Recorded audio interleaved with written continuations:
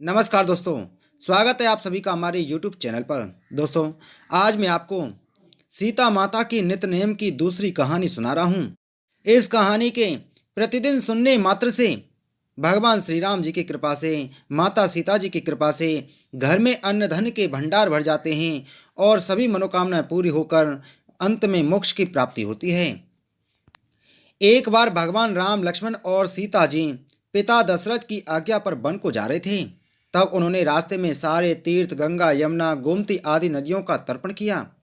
वे सब वन में कंद मूल खाकर जीवन व्यतीत करते थे। एक दिन राम जी की आज्ञा पाकर लक्ष्मण जी कंद मूल लेकर आए और सीता माता के सामने रख दिए।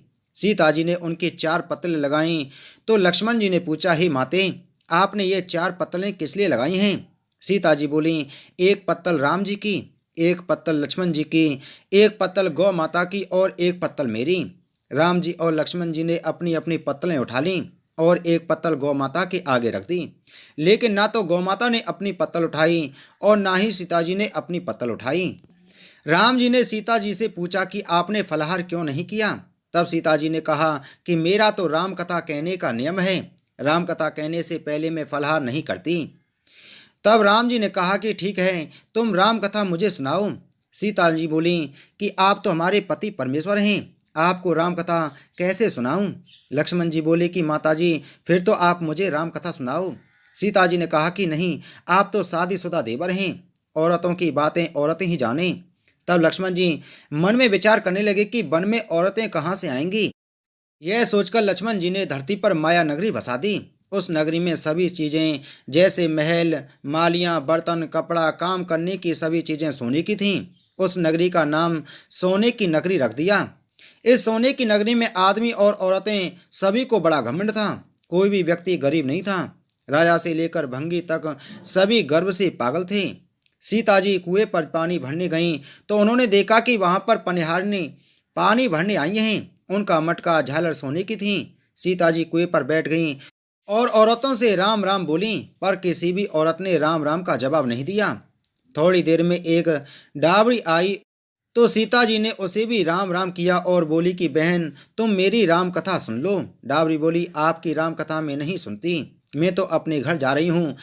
सीता जी बोली, मेरे राम लक्ष्मण भूखे हैं। डावरी बोली, कौन से राम लक्ष्मण, मैं तो घर जा रही हूँ, मेरी माँ बुला रही है। इतना कहकर डावरी घर चली गई। सीता जी को बहुत गुस्सा आया।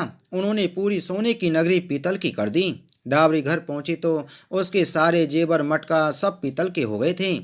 माँ ने पूछा कि यह सब कहाँ से खोटा करके आई है? डावरी ने कहा कि मुझे कुछ नहीं पता, मैं तो जो पहन कर गई थी वही पहनकर आई हूँ। परंतु वहां कुएं पर एक सुंदर सी तपस्विनी बैठी हुई थी। उसने मुझसे कहा था कि मेरी राम कथा सुन लो, तो मैंने उसे मना कर दिया। क्या पता उसी ने कुछ टोटका कर दिया हो, तो मुझे नहीं मालूम है। माँ बोली, वह कोई तपस्विनी नहीं है, वह तो सीता जी हैं। जाओ उनकी राम कथा सुनकर के आओ, अपने घर में रिद्धि सिद्धि हो जाएंगी। सीता जी नाराज हो गई हैं। डावरी बोली, मैं तो वापस नहीं जाऊंगी। इतने में बेटे की बहू आ गई और बोली कि माँ, अगर आपकी आज्ञा हो तो मैं सीता जी के दर्शन कराऊं और उनकी राम कथा भी सुनाऊंगी। सास बोली, ठीक है, जा और राम कथा सुनकर आ जा, लेकिन गहना कपड़ा सब पीतल का ही पहन कर के जाना।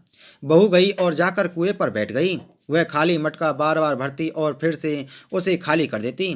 यह देखकर सीता जी उसके पास गईं और बोली कि तुम्हारे घर में कोई काम नहीं है क्या? बहू बोली, माता जी, मैं तो सब काम निपटा कर आई हूँ। तब सीता जी बोली कि तूने मुझे माता जी कहा, यह सुन मेरा मन खुशी से हर्षित हो गया है। अगर तुम्हारे पास समय हो तो बेटी मेरी राम कथा सुन लो।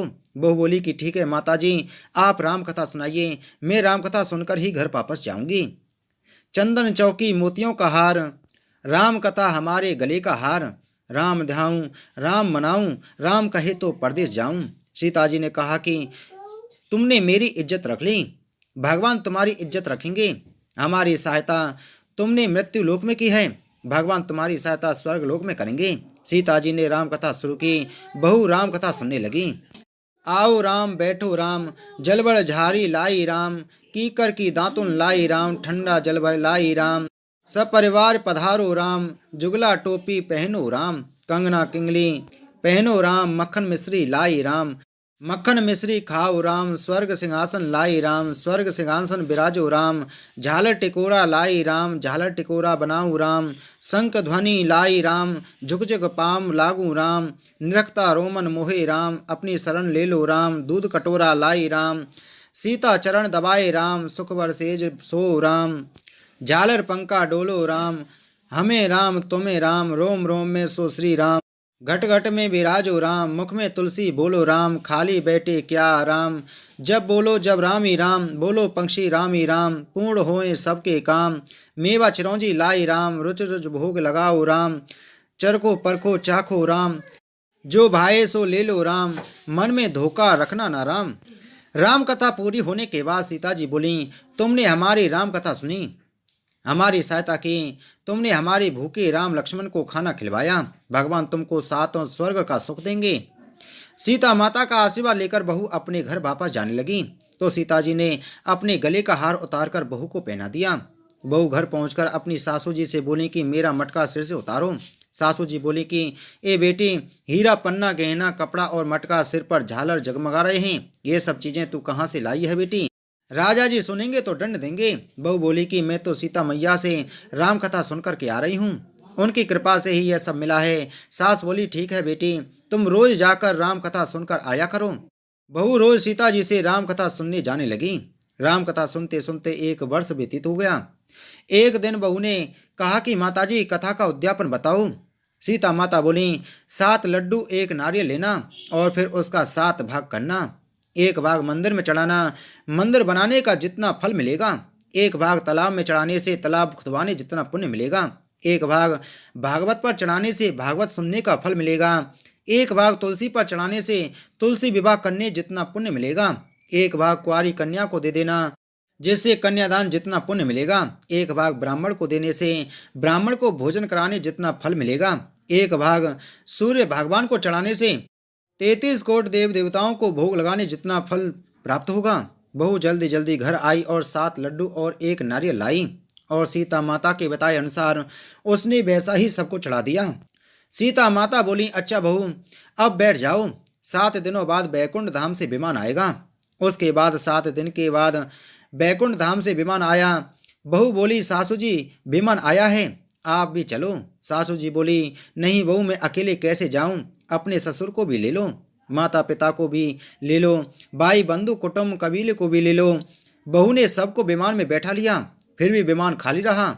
इतने में ननद आई और बोली भाभी मुझे भी विमान में बिठा लो।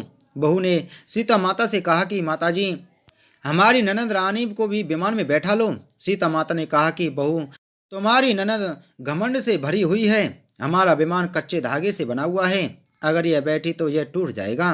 बहू बोली कि ननद रानी अपनी करनी आप ही भोगो, हम अपनी करनी से सीता माता के साथ जा रहे हैं। यह कहकर बहू अपने पति के साथ विमान पर सवार हो गई। तभी सभी नगरवासी वहां इकट्ठे हो गए और पूछने लगे कि बहू तुमने ऐसा कौन सा धर्म किया है जो सीता माता के साथ बैकुंठ धाम जा रही हो? बहू बोली कि मैंने तो केवल माता सीता की राम कथा सुनी है और उसका उद्यापन किया है। सबके कहने पर बहू ने सबको राम कथा सुनाई। राम कथा सुनते ही पूरी नगरी सोने की हो गई। बहू ने कहा कि जो भी राम कथा सुनेगा या कहेगा उसको भी उतना ही पुण्य मिलेगा जितना मुझे मिला। सभी नगरवासियों ने जय श्री राम की जयकार लगाई। सीता माता ने सबको विमान पर बैठा लिया। विमान स्वर्ग के रास्ते चल पड़ा। स्वर्ग के 7 द्वार अपने आप खुल गए। पहले दरवाजे पर नाग देवता सामने आए। 7 द्वार पार करने के बाद विमान स्वर्ग में उतरा। 33 कोटि देवी देवता बहू से पूछने लगे कि तुमने ऐसा कौन सा पुण्य कार्य किया है जिससे कि स्वर्ग के 7 द्वार पार करके हमारे पास आई हो? वो बोली मैंने तो सीता माता की राम कथा सुनी, उसका उद्यापन किया। 33 कोटि देव देवता भी बोले कि हमें भी राम कथा सुनाओ। बहू ने सबको राम कथा सुनाई। बहू ने कहा राम ध्याऊं, राम मनाऊं, राम कहे तो परदेश जाऊं। सभी देवी देवता श्री सीता माता की जय जयकार करने लगे। आप सभी भी मिलकर बोलो जय श्री राम, जय सीता माता की। तो दोस्तों, उम्मीद है आपको कहानी अच्छी लगी होगी। आप इस कहानी को नित्य प्रति जरूर सुना करें। इसके सुनने से सभी मनोकामनाएं पूर्ण होती हैं और सीता राम जी की कृपा प्राप्त होती है। बोलो श्री रामचंद्र भगवान की जय।